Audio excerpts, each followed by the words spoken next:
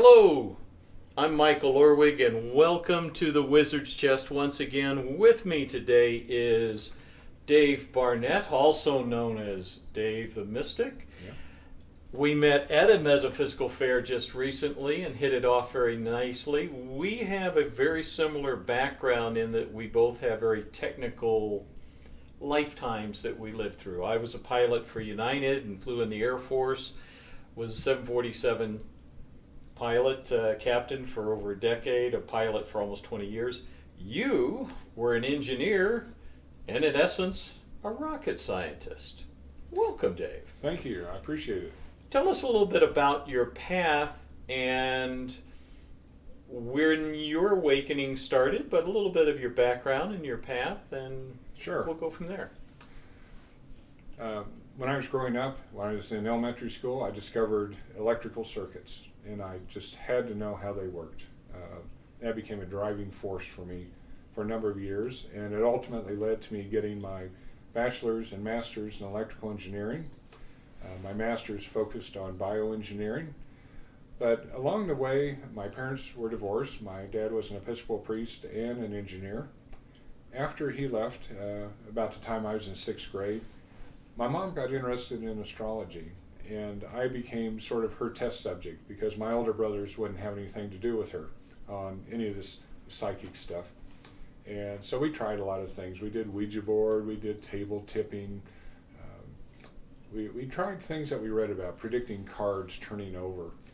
And so I was open to this, but the big event for me came, so I went to Michigan for grad school. I worked at GM for a couple of years. Returned to Wichita, worked for Boeing for a couple of years. I grew up in Wichita. And then in 81, moved out here to Denver, where I've been ever since. But in 1983, I went back to my 10th high school reunion, and I ended up having a profound experience. I really felt like the big hands had come down and shaped this experience, because I ran into an old friend, and he beat around the bush a little bit. And he kept saying, "Dave, do you think it's possible to change things at a distance?" Things like that. And he wouldn't tell me what was going on. He was a disc jockey at the time. And he invited me over to his house, and so we went over after the picnic. We went to his house, and he started out by saying, "I want to show you something." So we walk up to the electric meter on the wall, and so it's like we're standing right here, and it's this close. And he said, "Do you have an idea of the rate of the wheel in the meter?" And I'm looking at it. "Sure, I can see that." And I said, "Yeah, I've got an idea of the rate." He goes, "Now, it slows by a third." And he tells me, "I did this to my mother's house several months ago, and her bills are still lower." Okay, I'm impressed, because what's the coincidence or the likelihood that he could do that at the exact same time that a stove was turned off that was high demand on power, something like that? There was nothing like that. We went inside. He said, "I have something else to show you here." He had a black and white TV, a small unit with rabbit ears, and he turned it on to a channel that was just snow, no tuned station. He points to the TV and he says, "Now," and it brings in a picture on the screen. It's like, wow, okay, this is pretty impressive. We go over to a stereo. Since he's a disc jockey, he has a very nice stereo.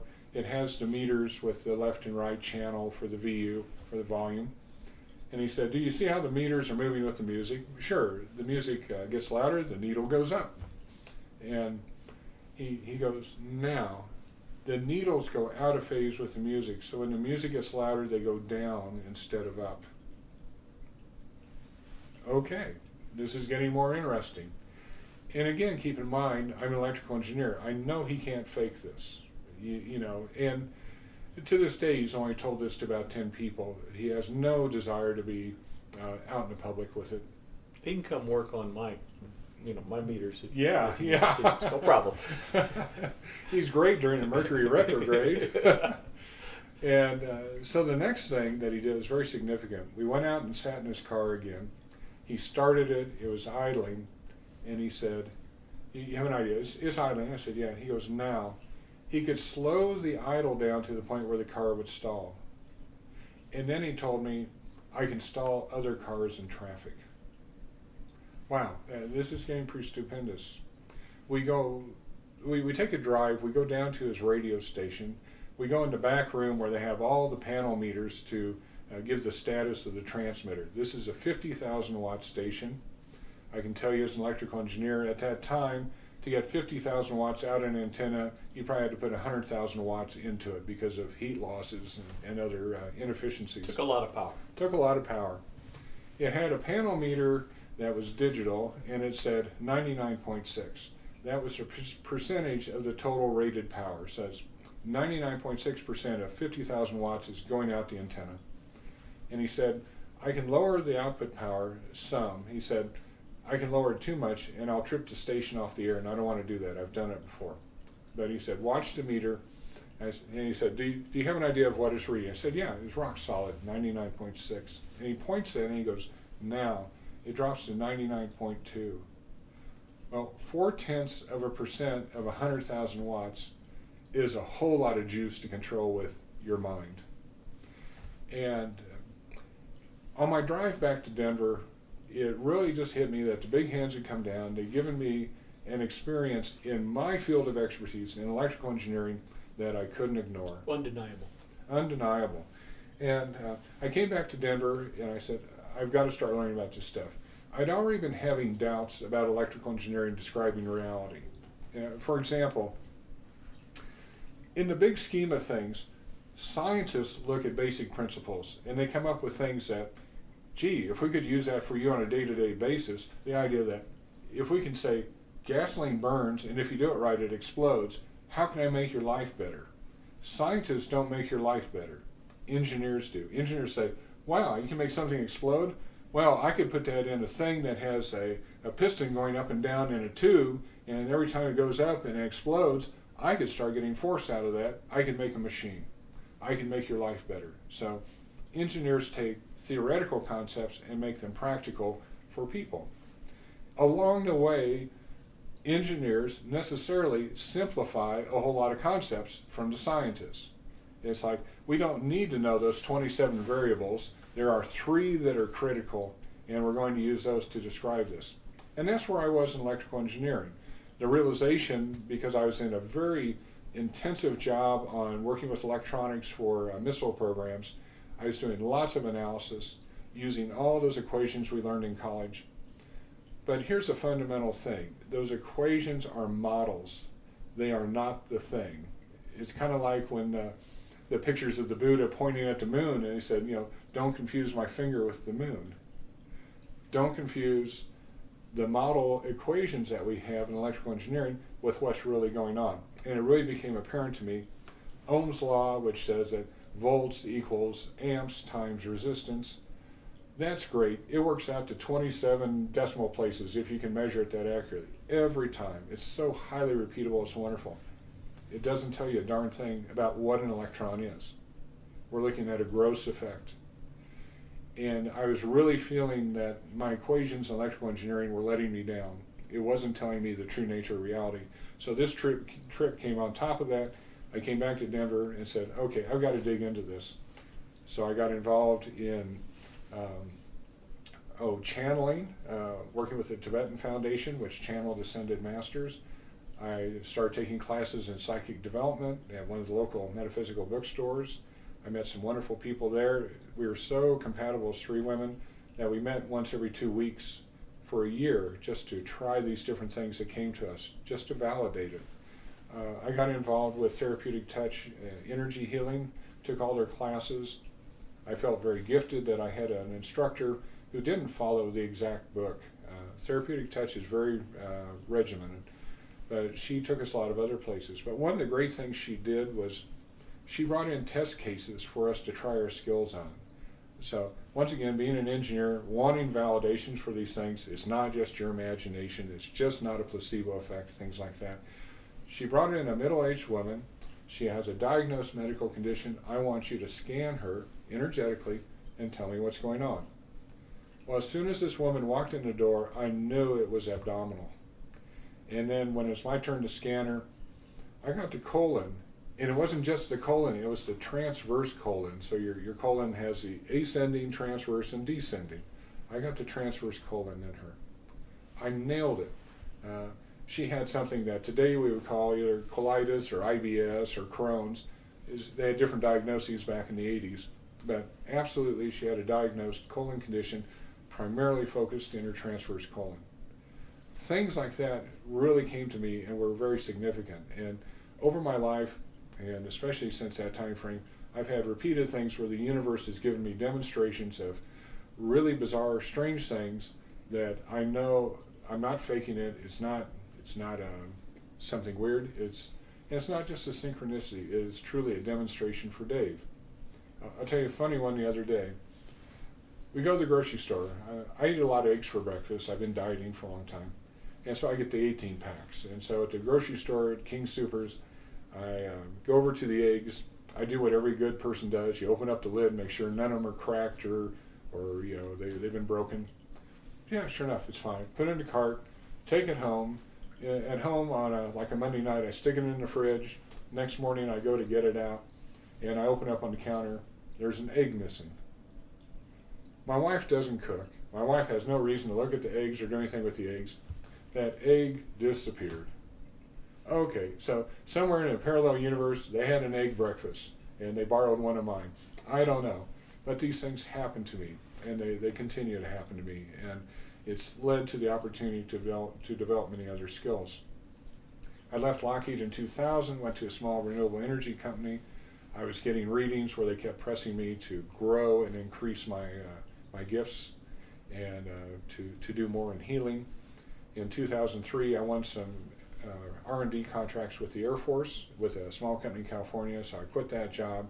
And a voice came down in my head and said, you have all the time you need, you have all the money you need, go learn everything you can about healing.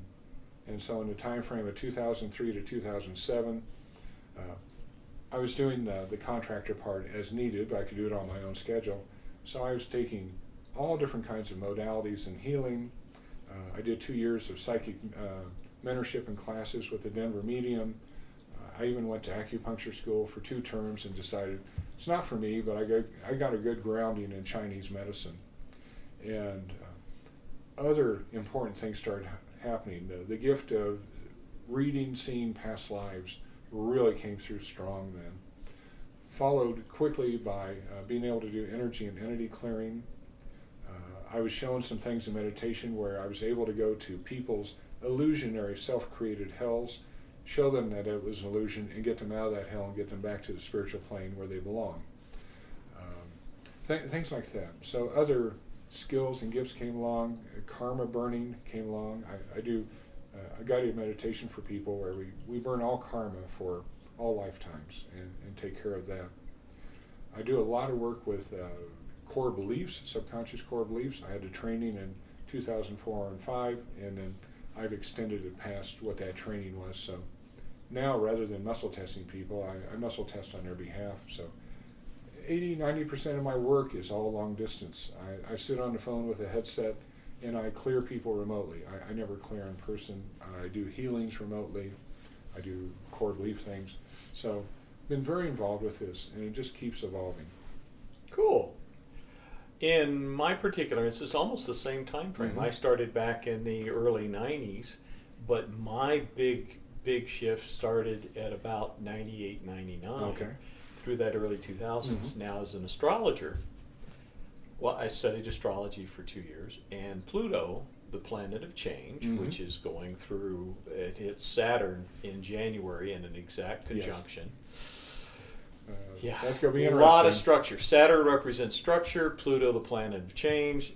They hit conjunct. It only happens about every 35 years, if I remember Mm-hmm. correct. We're at a time frame where virtually every structure in society is ready to change. But 1 minute, Pluto crossed my ascendant over a 3-year period, back, forth, back, forth, back, forth. It's like being run over by a truck. Yeah. And anything that could change in my life did change. Okay. And so it was fascinating that you kind of went through some of that at kind of Mm-hmm. pretty close to the same time frame I did. Within the shifts in consciousness that we've seen, everybody goes through an awakening at some point in time. Yes. It is coded in our cellular memory, literally at silicon level of the cells. When someone is going to start in. I started in the early 90s. You were actually started much earlier with your mom back in the 80s. Yeah.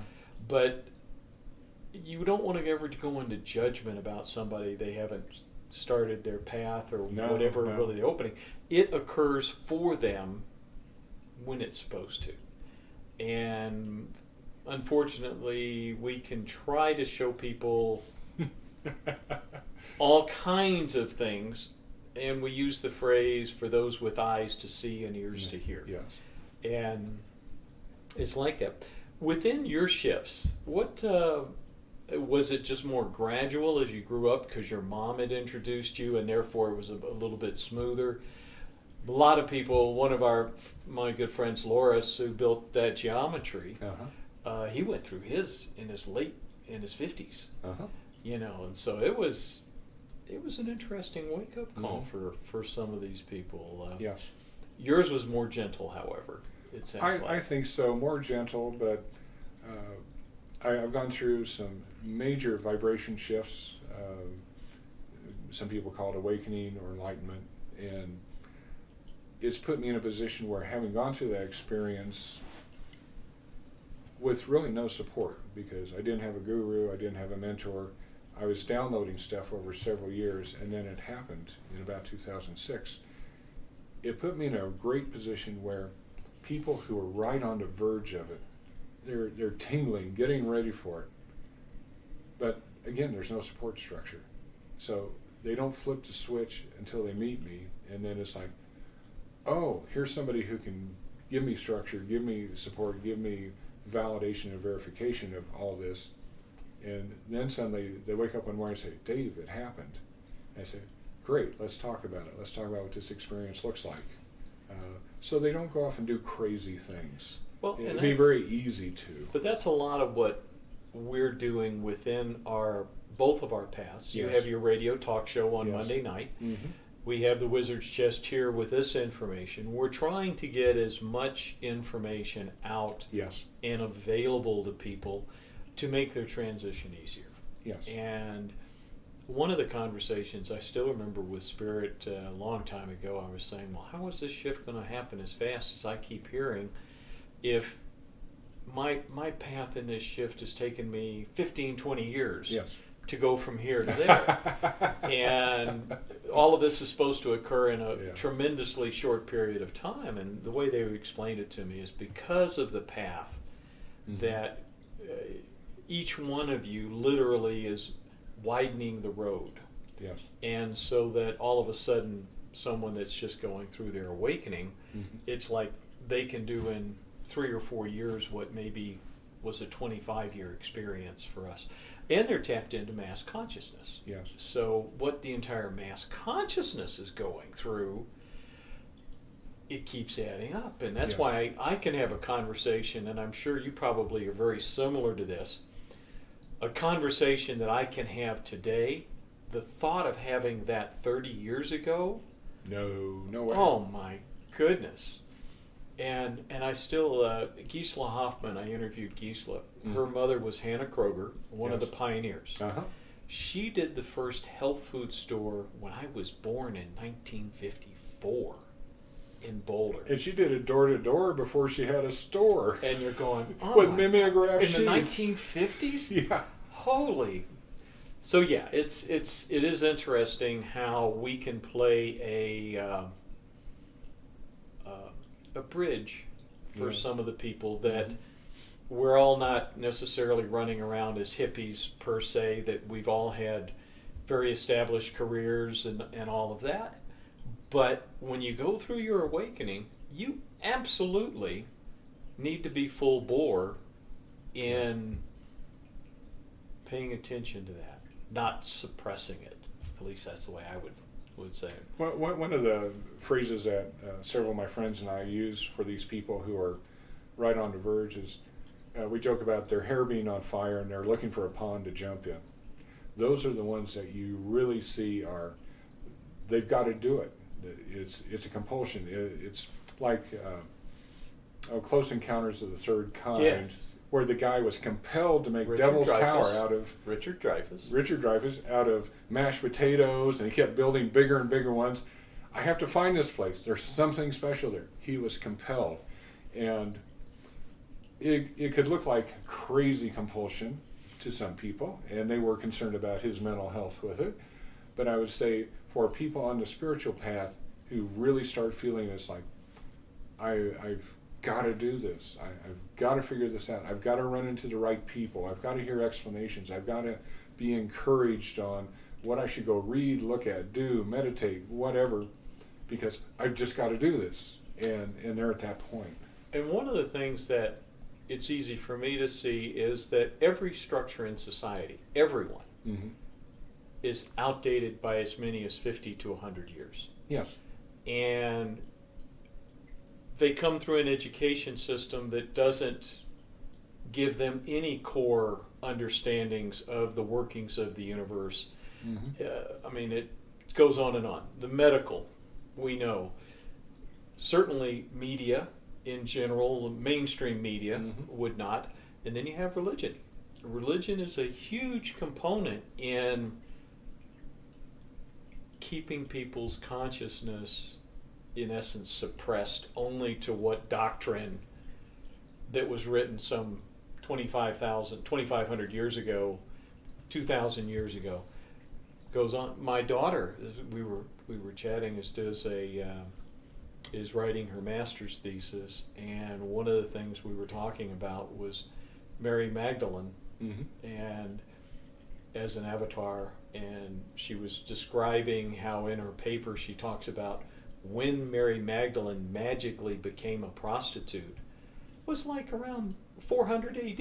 Yes, yes. You know, magically overnight, you know, instead of being the high frequency Yes. individual that she was. And of course it was all done by the patriarchy to suppress anything from the feminine side.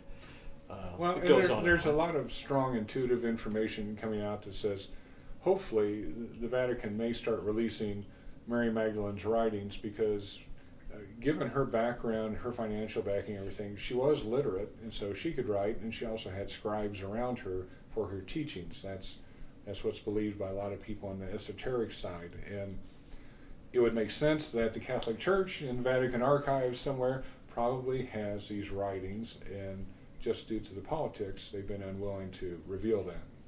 Especially if it leads to the idea or the confirmation that she was married to Jesus and had children with Jesus, and there may still be a children lineage on the planet from these descendants. Yeah. And so, another interesting topic for another day. Yeah, we're talking past lives. I was related to, strongly related in lineage. Mm-hmm. I was House of David, but I was also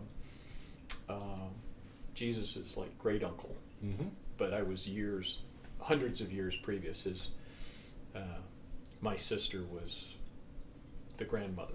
Okay. 13. So you have the lineage, you have the religion. Any and all of these things there's some good information there, don't get Yes. me wrong. Anything based on unconditional love, regardless of the religion, is Mhm. good information. Yes. But so much of the information in every religion has man-made overlay Yes. put into it that was designed to keep consciousness down. It was not done by the avatar themselves, whether it was Buddha, Jesus, or whatever. It was done by men wanting to control the populace, and that's a whole other story into itself. No, but we have models that go back to antiquity of a pyramid hierarchy of management, whether you have a king at the top or a pharaoh at the top or a pope at the top. And these models continue to persist, and it kind of goes into management theory that effectively how many people can you deal with routinely is about 6 people. So you start with 1, then you go to 6, then you go to 36, then you go to like 260, whatever, that type of thing. So we've always had hierarchical pyramids of power during the patriarchy, and that has shifted over to the religious side too. So you look at the church through the Middle Ages, starting with when Roman Catholicism became the religion of the land under Constantine, they patterned their structure from the Pope, the cardinals, the archbishops, and all that to look exactly, and they even called them the princes of the church, to the royalty. And so you have the same structure.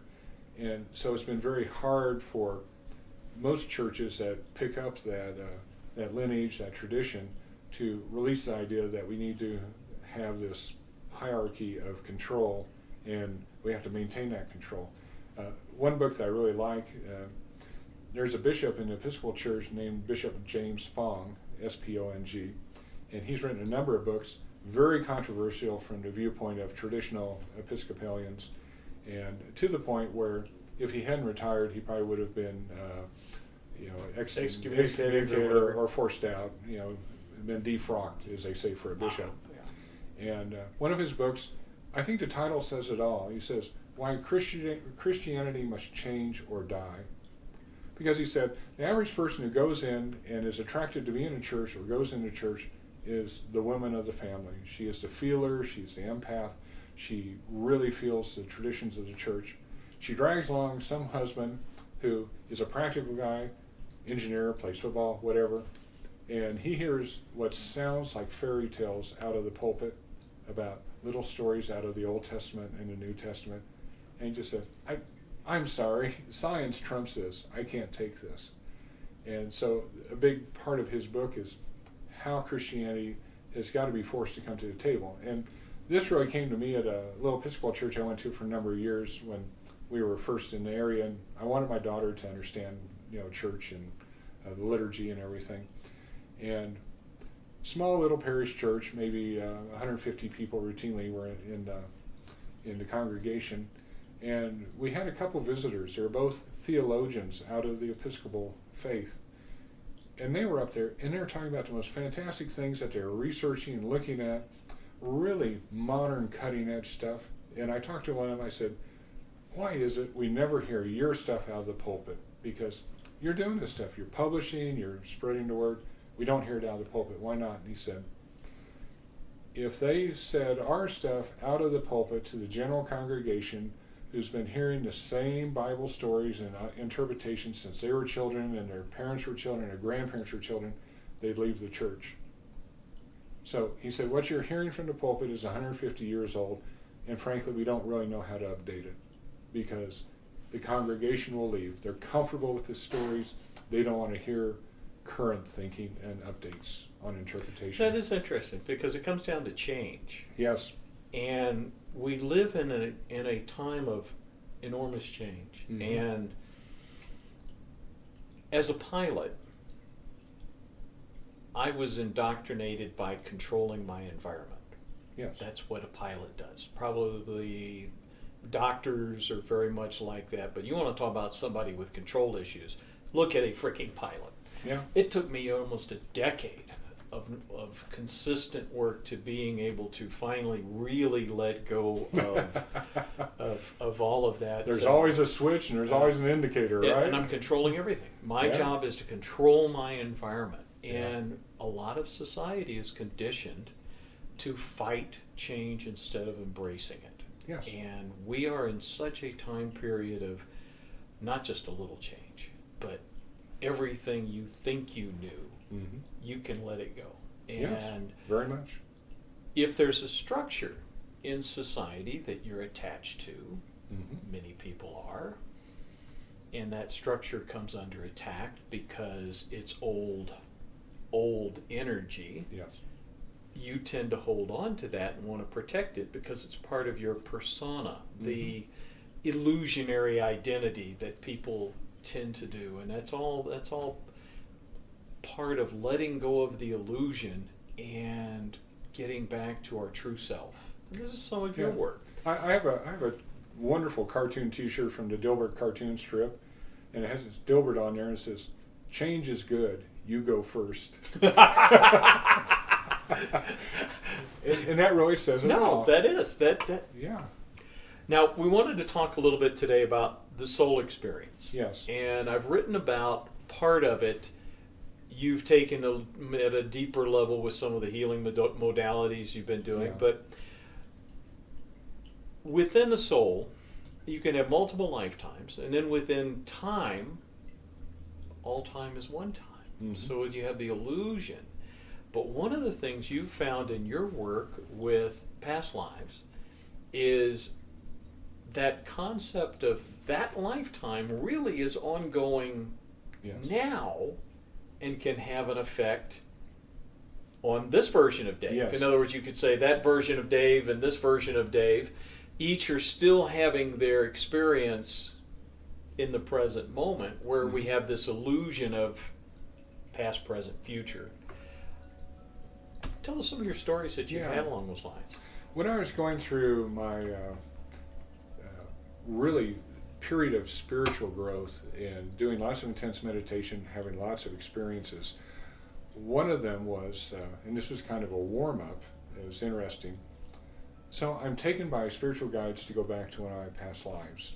And it's probably in the 700s or 800s in India. It's a little guy out in the woods. He's a Hindu ascetic. He's a Hindu holy man out in the woods. And we go up, and he's got a little hut, and he's got a little fire going. And I ask him, so we walk up, and I said, "Oh, so nice to meet you." And his name was Shri Ananda. And I just bubble out, and I say, "Oh, you're one of my past lives." And he bursts out laughing, and he goes, "Oh no, you're one of my future lives." That was a big aha moment in these past lifetimes are not over. They are still ongoing. They're just at a different bend on the river, and since we're not in a hot air balloon over the river, we can't see them going on. But your life is having parties at all these bends in the river with different existences. And then the next experience that happened to me, and keep in mind, this is part of that thing where I talked about rescuing souls from their individual hells. So I really don't believe that there's an objective hell. If you believe in hell, you have an image of what hell would look like, and if you think you belong there, when you die, the universe may say yes and put you into a hell. And you'll be there maybe for hundreds of years until you finally say, I kind of understand this, but is this all there is? And an angel might step in and say, all you had to do is ask, and you could be out at any time. We are amazing creator beings, aren't we? Yes, we are. And the universe says yes to a whole lot of that, whether it's abundance or whether it's, my life has been bad so far and I expect more of the same. Okay, we'll give it to you. More of the same. We're happy to oblige. But, so one of the things that happened here, they said, Dave, with your understanding over many lifetimes of how hell works, here's the problem that you've had in the past and we need you to fix it. They said, you have challenged the official church in 3 other lifetimes about their teachings on hell, to the point where you were the guest of honor at their barbecue. And they said, we need to change this. We need you to go back and talk to these 3 lives and convince them not to be so in your face about it, so that they would grow old gracefully and they would be able to teach in secret and help the local population understand these concepts, rather than going out in a puff of smoke as a martyr. And so I did. But a grand event it was. Yes, yeah. Many people attended and enjoyed the festivities. They were Got selling the marshmallows out the whole bit. selling trinkets. Yeah.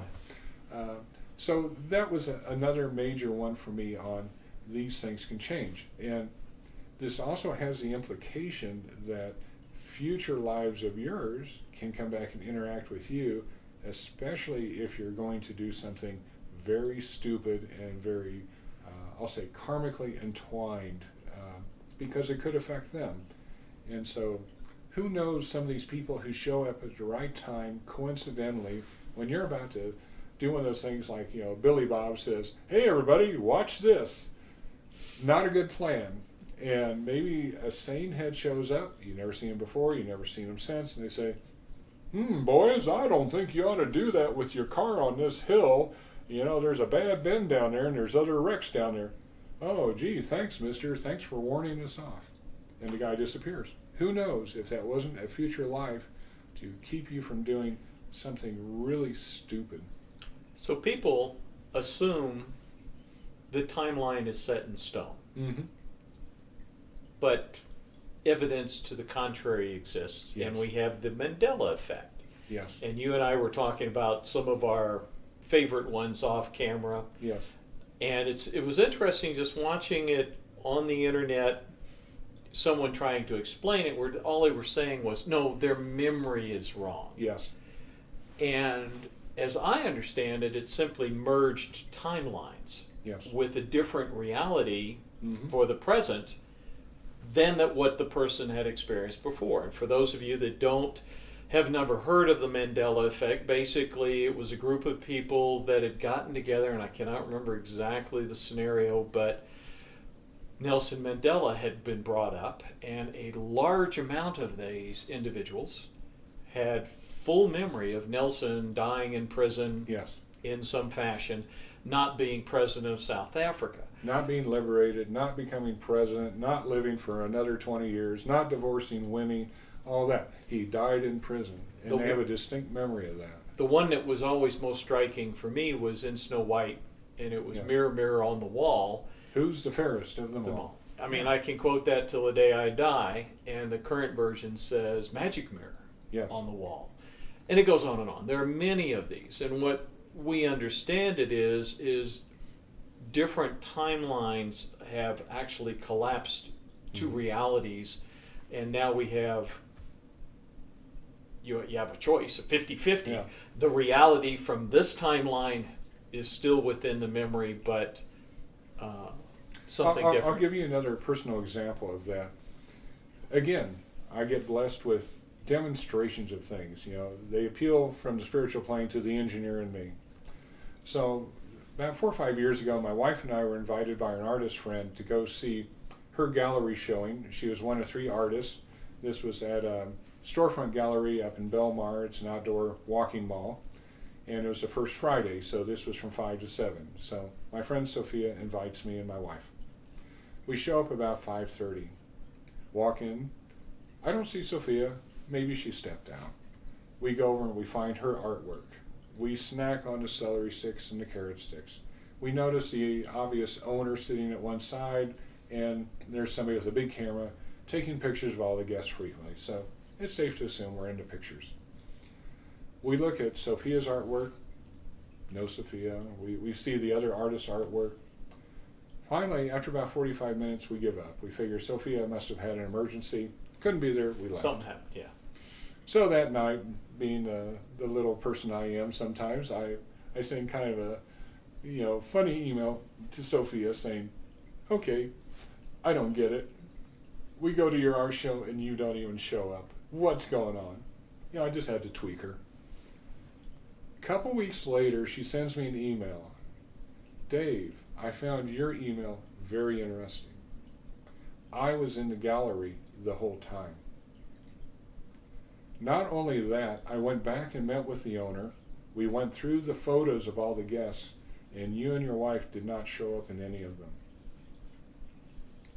The universe gave me a wonderful demonstration that parallel universes are valid, they are real, and that night we were in one that was identical to Sophia's, except that we weren't in hers and she wasn't in ours. And I even have my wife as a witness on all this. So it's not just Dave had a good imagination. No, it was real. And that really made me understand that we do have these parallel universes going on. It validated stories I've read in books and other places where other people have had the experience. They're driving home late at night, it's horrible weather, maybe a terrible snowstorm, they're fearful of even getting home alive. They see a ramp, they say, well, this has got to take me home. They take the ramp, they drive a couple streets, and they're at their door. And then the next day, when it's blue skies, the sun is out, they tell their friends how they got home. The friends say, there's no ramp there, there's no neighborhood there. And they drive out and they see it, and it's an empty field with no ramps off the freeway. So they stepped over into a parallel universe, got a pass home, and then came back and snapped back into our universe. So given this, then it really gets to the model I was telling you about, that we can view our soul or spirit, however you want to call it, as being like a great big gemstone, and it's covered with facets. And each facet represents an existence or a life. And you're on one facet, and from your point of view, you can't see the other facets. But when you start getting into meditating and having doors open for you on vibration, you can start to see these connections to the other facets where they may be a parallel life that's close to yours, but you made choice A, you spun off a copy of you that made choice B, and so you're living both options of a fork in the road for your soul's experience. Or you may have past lives that are on another facet, and you can tie into those. Many different possibilities here, and it's so much richer than what we think of as our little 3D reality here. We're like holograms. We go everywhere. Now, one of the things I had heard some time back in one conversation, we were discussing what a psychic sees nowadays versus what they might have seen 30 years ago. Mm-hmm. And as the veils between the different dimensional planes has weakened, Mm-hmm. a psychic today could give you information, but which lifetime are they tapping into? Yes. Mm-hmm. Because the veils have become weaker. They're giving you information about you. Yeah. Is it really about this version of you?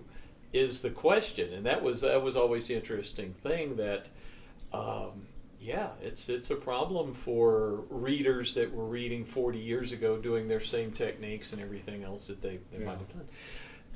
With the levels of change and the dimensional veils the way they are, and everything else going on, the frequencies changing. I have no doubt that they're getting good information, because the question is... They're also getting bad information. I'll tell you why. You bring up a very good point. This is something near and dear to my heart. I do readings. I evaluate readers for other people where they say, should I see that reader over there? And I do a level of consciousness test on them to see how high they are in vibration. It's all about discernment at this point. If you have a psychic whose psychic gifts are very high, but their discernment is low, this means that they don't know where they're getting the information from.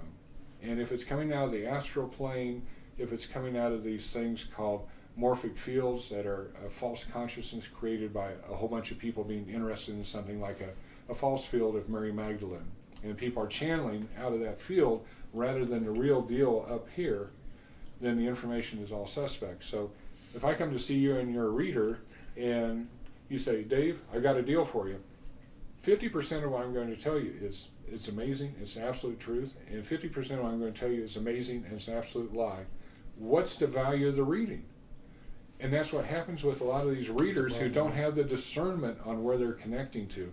And I'm seeing extensively in channels and mediums and others where they're bringing information out of these imitation high vibrational beings. Is that Lord Maitreya? No, it's a cloud of consciousness that people have built out of their expectations of what Lord Maitreya is like, how he speaks, what he would say. A lot of them are missing the boat and they're not connecting to the real Lord Maitreya up in the high vibrational plane. And I've run into these people and it's adding to the confusion. 30 years ago, we didn't have that. We didn't have all these people channeling and building up these false consciousness. Somebody was channeling Djwal Khul, 50 years ago. Yeah, absolutely. They're connected to Djwal Khul, no doubt about it. Or Mother Mary.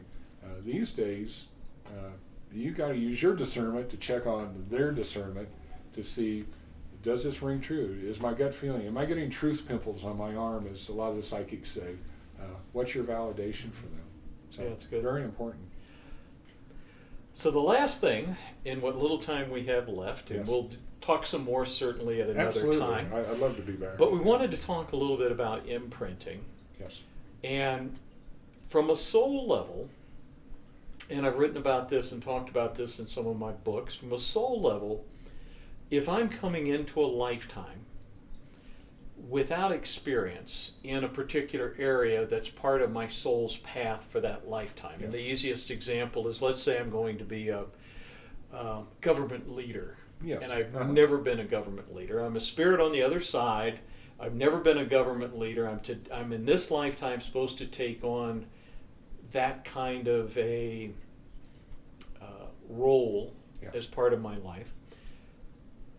With my guides, my counsel, we look at all the database. Yeah.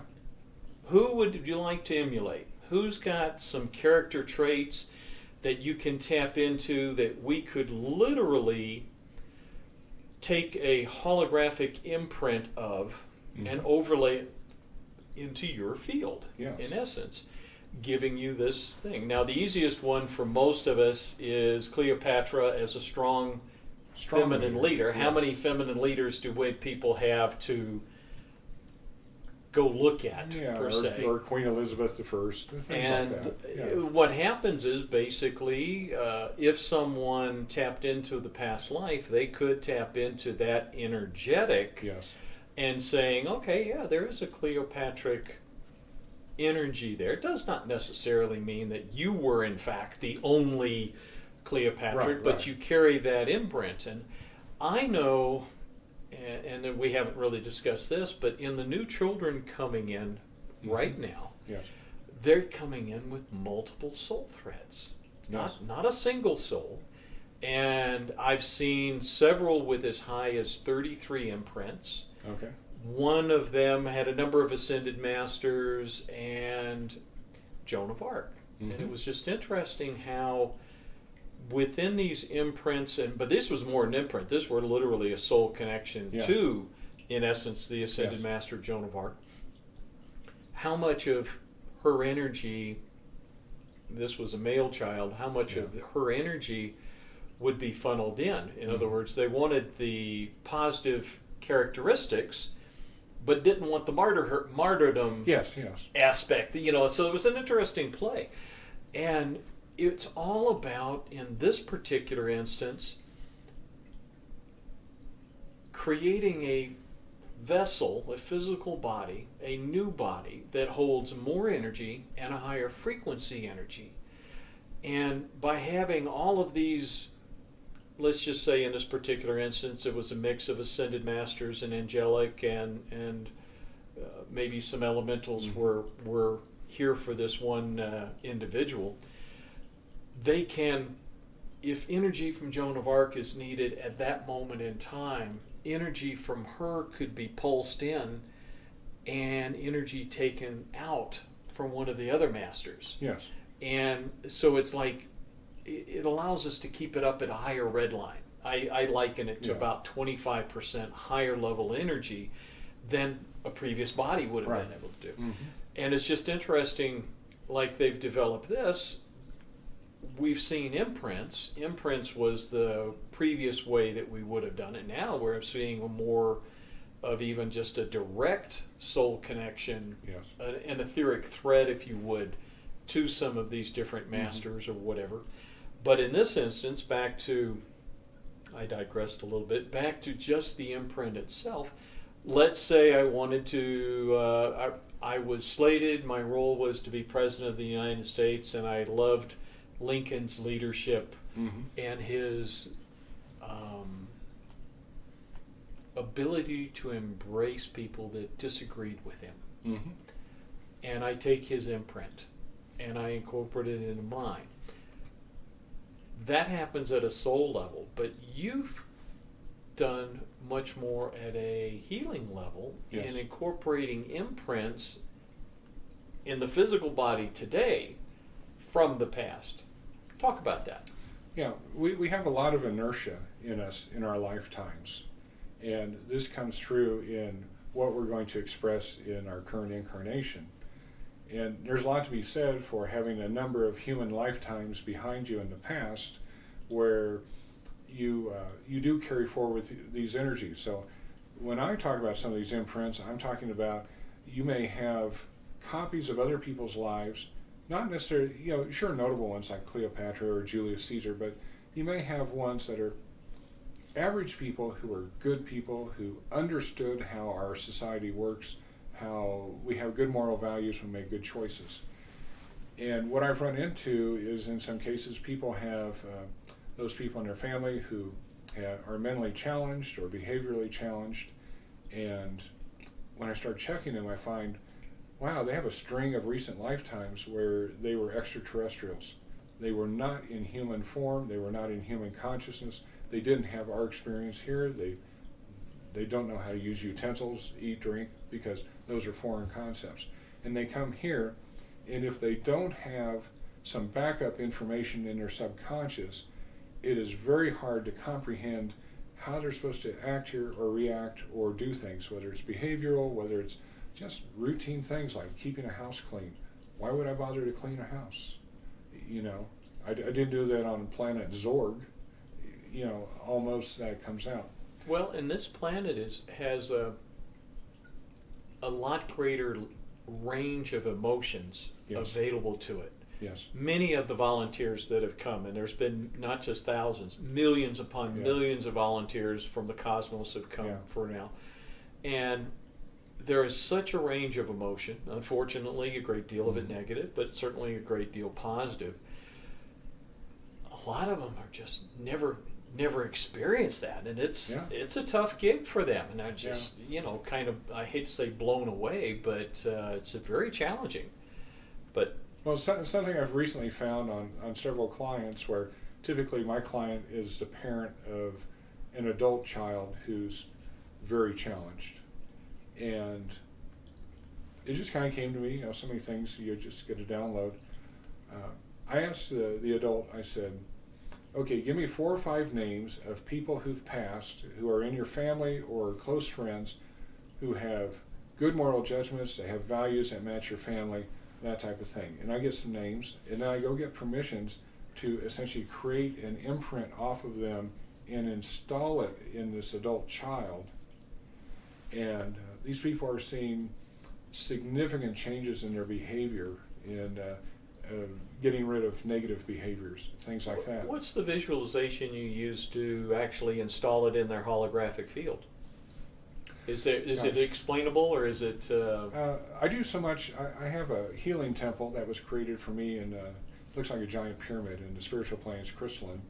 And there are booths in there, or treatment rooms, and frequently I will take a representation of the person, put in that treatment room. I'll bring in the guides or the spiritual beings, and then we'll do the mechanics of say making these copies of these imprints to put into the person, and then all along the way I'm always getting permission from the higher self that we aren't violating any free will here for the person, even though they're not present, they're not involved in the process, and then put these in and get them installed.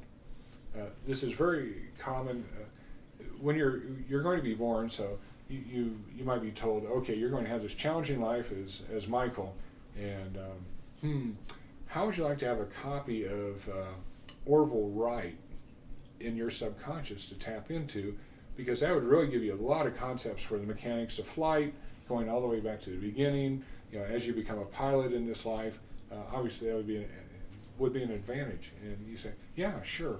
And so you get these. And so people have these, but you also have mundane ones. You have some that come from past lives where you had a sibling who died as a 4-year-old out of a fever. I typically help people remove those because there really is no life benefiting information there, and it is a drain on your energy to carry too many of these imprints around. It pulls you down. So sometimes when I do energy and entity clearance, I'll remove excess imprints that have no benefit. Do you find yourself more likely removing versus adding? Traditionally, I've always removed ones that just have no benefit. It's like carrying around a stack of CD-ROMs, and that's a lot of weight to carry around. Maybe if we cut that in half, you'd be better off, and that other half has no benefit for you. So that's traditionally what I've done. But now, probably in the range of 4 or 5 times, I've been with somebody who's special needs or challenged that this looks like this could be a benefit to help them, and it does seem to get results. Now, in my instance, I have one particular condition, and it's kind of developed over the last 5-6 years, and we played with some of that, where we went back to 10 years previous from now, before, and this had to do with my blood, before my blood condition shifted a bit, and we did that. So we'll see how that will still play out. Any thought on how long, and I'm guessing it would be individual, but how long it would take for that imprint to have the effect in the etheric field, and then have the effect into the physical body? I think any time. What have you seen? Any time between immediate and several weeks. But what you're talking about, there's a healing system called Matrix Energetics, and one of their tools is to routinely do something where, for example, if you said, gee, Dave, my shoulder hurts, I'd be tempted to do a one-point touch on you, and then I might go through, go back in time, 1 year, 5 years, 10, okay, 22 years ago, you had an energy pattern around you that did not have this shoulder pain defect in it. I'm going to take a copy of that and I'm going to install it in you, and it's going to rewrite the software to get rid of the glitch that's allowing that shoulder pain to happen. So the Matrix Energetics process routinely does things like that. It's interesting. Yeah. It's interesting. Well, we're about done with time Yes, we today. are. It's been awesome. It's been a pleasure. Thank you so much. For people to get in touch with you, easiest... Go to my website, Okay. www.davethemystic, all one word, .com. So just davethemystic.com. And your phone number? 303-902-5323.